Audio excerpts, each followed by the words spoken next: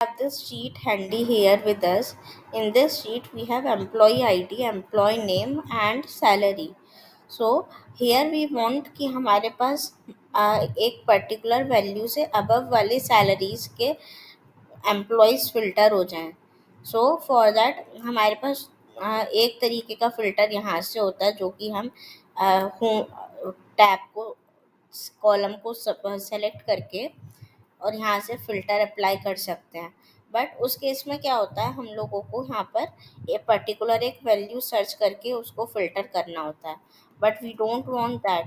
अभी हमें सारे सैलरीज मोर देन जैसे सपोज 45,000 से ऊपर के सारे सैलरीज चाहिए. तो either way we can write a formula here, but if we don't want to write a formula, then we have a scenario here, unique filtering we can say that.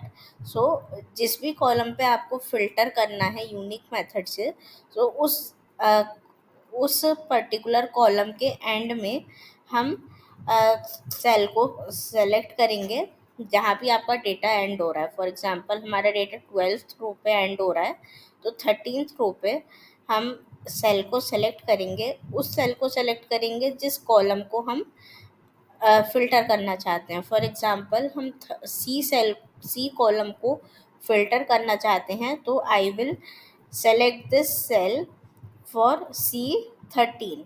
यहाँ पर मैं लिखूँगी कि मुझे किस वैल्यू से ग्रेटर देन वाले salaries चाहिए.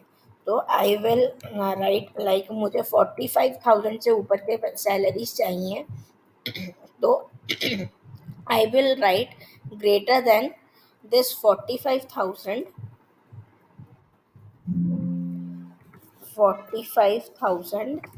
and then I will right click on this 45,000 here. यहाँ पे मेरे पास एक फ़िल्टर का ऑप्शन आएगा. इस फिल्टर के ऑप्शन पे I will select this first option, filter by selected sales value. You will observe that कि यहाँ पे मुझे 45,000 से above के सारे salaries मिल गए for all the employees with their employee IDs. Now if I want to clear this filter, then I can go to this filter icon here and I can click on this clear filter from salary. It's back to the original table.